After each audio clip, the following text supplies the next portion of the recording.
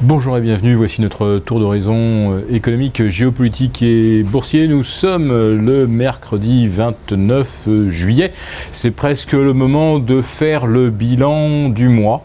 Un mois qui avait commencé sur un gros trou d'air lié aux craintes de Grexit. Le Grexit n'aura pas lieu. Enfin si, il aura lieu, mais pas cet été. Probablement pas cet automne, sauf si les négociations qui ont débuté hier avec les créanciers devaient capoter. Alors, ce qui sera consenti à la Grèce, tout le monde en convient, ne suffira pas.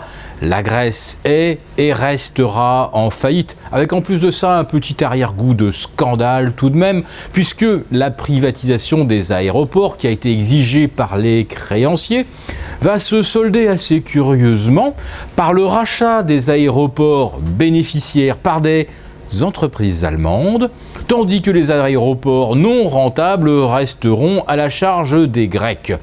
Si ça ne s'apparente pas à un pillage en règle et bien cynique de la part de l'Allemagne, je ne sais pas trop comment il faut le qualifier. Plus globalement, la conjoncture mondiale ralentit. Elle ralentit dans le sillage de la Chine, lit-on partout. Oui, mais pas que. Pas que la Chine.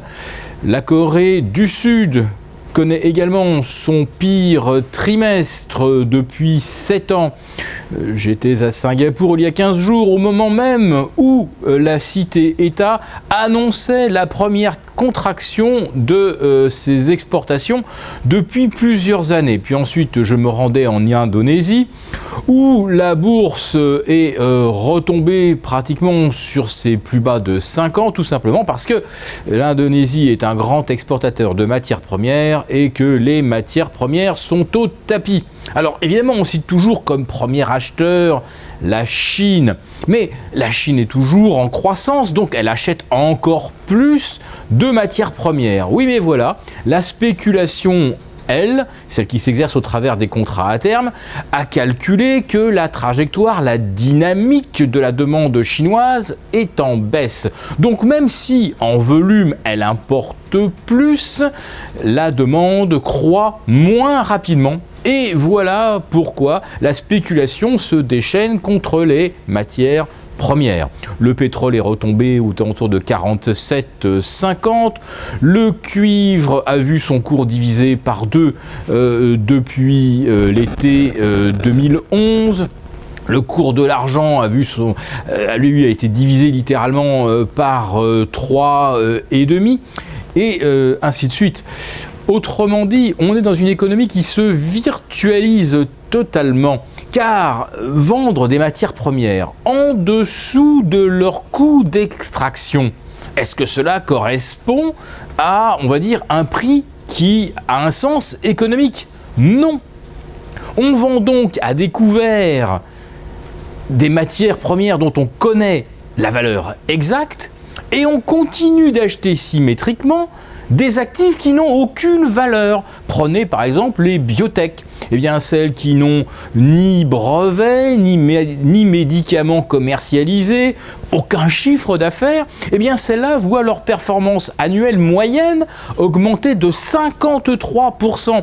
De nombreuses biotech ont même dépassé le cap des 100%, voire des 200% de hausse, qui est capable d'estimer la valeur concrète de biotech. Eh bien, absolument personne. Mais c'est là que va l'argent et pas dans des produits concrets, tangibles. C'est donc la preuve qu'il y a une sorte d'état d'esprit dans le marché qui est totalement absurde.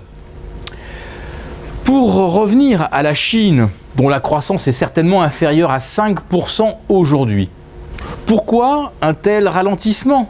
Eh bien, tout simplement à cause de l'inégalité du partage des richesses. Alors on nous parle des 200 millions de Chinois qui aujourd'hui vivent sur des standards européens. Sur ces 200 millions, il y en a au moins 100 millions qui sont endettés.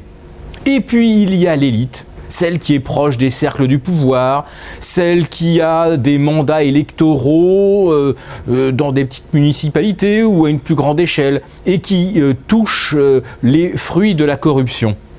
L'élite de l'élite chinoise s'est enrichie dans des proportions inimaginables, sans que jamais le comportement de cette élite ne profite à l'ensemble de la nation. Il reste toujours 1 milliard de Chinois pauvres. Il n'y a pas eu d'amplification de la richesse. Donc il n'y a pas de véritable assise pour la croissance chinoise. Alors oui, Pékin veut recentrer l'activité sur la demande interne et plus seulement sur les exportations. Oui, mais pour stimuler la demande interne, il faut que les gens gagnent plus d'argent, soient mieux payés. Or, s'ils sont mieux payés, ça va rendre difficile évidemment les exportations. Mais surtout, l'élite chinoise ne veut pas payer plus le petit peuple chinois. Donc s'il n'y a pas de stimulation de la demande interne, il n'y a rien à faire contre le ralentissement. Et comme il y a pas loin de 3000 milliards de créances douteuses liées à des surinvestissements qui ne sont pas productifs, vous voyez dans quel état peut se trouver la Chine. Alors, il y a eu récemment l'éclatement de la bulle boursière qui, en plus de ça, n'arrange rien naturellement. Et là, on entend certains Chinois oser se plaindre du comportement du gouvernement chinois, qui a effectivement incité le petit peuple, toujours lui, à venir en bourse, payer au plus haut. Il y a eu pas loin de 50 millions d'ouvertures de comptes, et ce n'étaient pas les plus riches, naturellement. Mais ceux-là lisent quand même la presse, ils écoutent les nouvelles, et ils sont capables de décrire, d'identifier véritablement tous les discours officiels qui ont causé la bulle. Une bulle qui semble n'avoir eu comme seul but et comme seule vertu que de permettre justement aux élites, aux plus riches, de vendre au plus haut. Alors aujourd'hui, les interdictions de vente à découvert, là aussi de nouveaux discours disant qu'il y aura du soutien pour les marchés boursiers, tout cela évidemment ne se traduit pas dans la réalité, et la bulle boursière chinoise va continuer de se dégonfler. Nous avons donc eu l'éclatement d'une bulle immobilière. La bulle du surinvestissement, eh bien, elle est masquée naturellement parce que Pékin soutient les banques. Et puis maintenant, il y a l'éclatement de la bulle boursière chinoise. En fait, qu'est-ce qu'on constate exactement? Le scénario japonais de 1990, où on avait une hyperbulle immobilière, une hyperbulle d'investissement et une hyperbulle boursière. Tout cela avait éclaté en quelques mois. En Chine, ça prendra peut-être un petit peu plus de temps, mais le scénario est exactement le même. Alors dire qu'ensuite, ça ne contaminera pas les marchés européens, c'est faire preuve là de beaucoup d'optimisme.